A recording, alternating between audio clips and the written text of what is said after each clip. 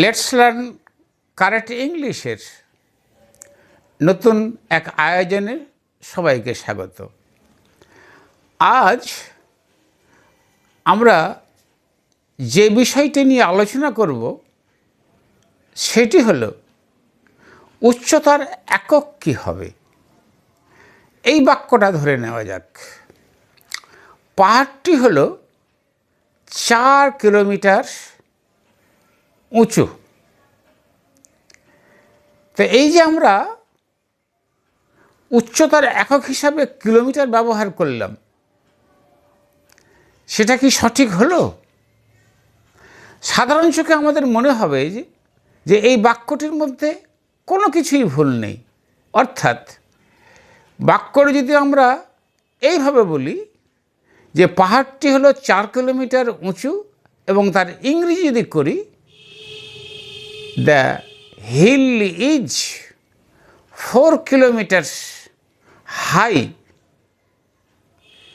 তাহলে আমরা হয়তো অনেকেই ভেবে নেব যে এই বাক্যটি 100% সঠিক বা নিখুঁত বা কারেক্ট।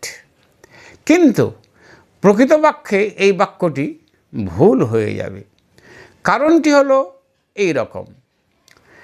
ইংরেজি ভাষায় উচ্চতার একক হিসাবে কিলোমিটার অর্থাৎ KILOMETRE এই এককটিকে ব্যবহার করা হয় না। ইংরেজি ভাষায় উচ্চতার একক হিসাবে হয় মিটার METRE ব্যবহার করা হয়, অথবা ফুট FOOT এবং তার বহুবচন হলো ফিট FEET, এদেরকে ব্যবহার করা হয়। তো এই ব্যাপারটি যদি আমরা আগের বাক্যটিতে প্রয়োগ করে বাক্যটিকে শুদ্ধ করতে চাই, তাহলে বাক্যটি সঠিক হবে the hill is 4000 metre high. কারণ 4 কিলোমিটার সমান 4000 মিটার। আবার বলি, তাহলে বাংলাটা যদি এরকমও হয়, পাহাড়টি 4000 কিলোমিটার উঁচু বা লম্বা, যাই বলি না কেন, তাহলে তার ইংরেজিটা হবে the hill is 4000 metre high. স্মরণীয়, এখানে আমরা জেনে নিয়েছি যে পাহাড়ের ক্ষেত্রে উচ্চতা বোঝাতে বা দৈর্ঘ্য বোঝাতে আমরা হাই শব্দটি ব্যবহার করতে বাধ্য।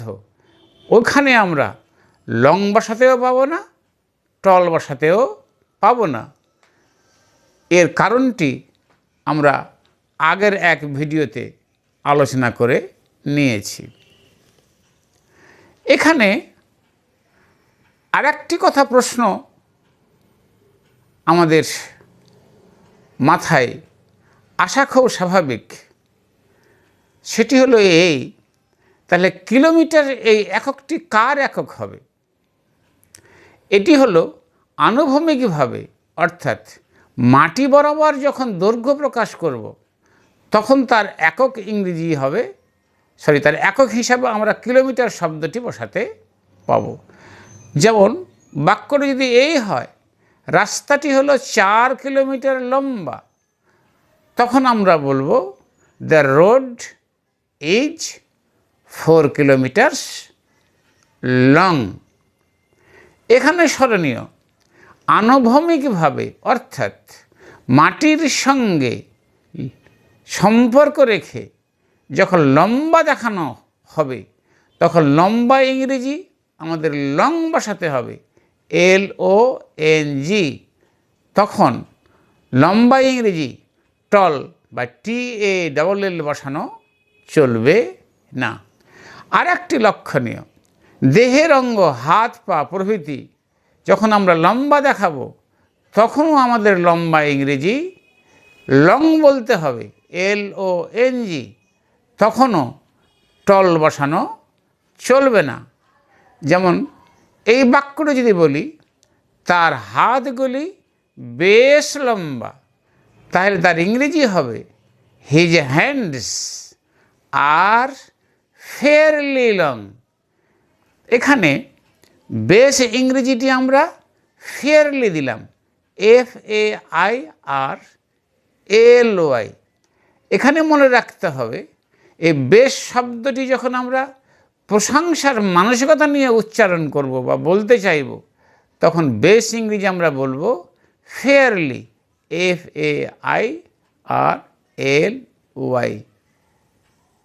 এবং এই ফেয়ারলি শব্দটি হলো একটি অ্যাডভার্ব এবং এর অ্যাডজেক্টিভ হলো কিন্তু ফেয়ার, FAIR।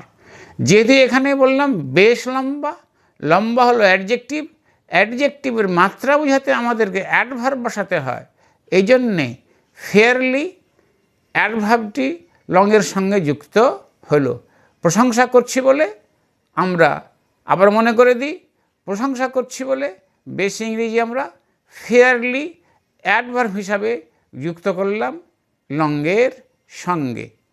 আশা করছি আমরা আজকে কিলোমিটার কার একক হয় সেটা বুঝতে পারলাম, এবং প্রশংসার চোখে যখন আমরা অ্যাডভার্ব হিসাবে বেশ শব্দটি বসাবো, তখন বেশ ইংরেজি ফেয়ারলি হবে FAIRLY।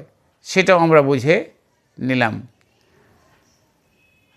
আশা করছি আজকের আলোচ্য বিষয়টি আমরা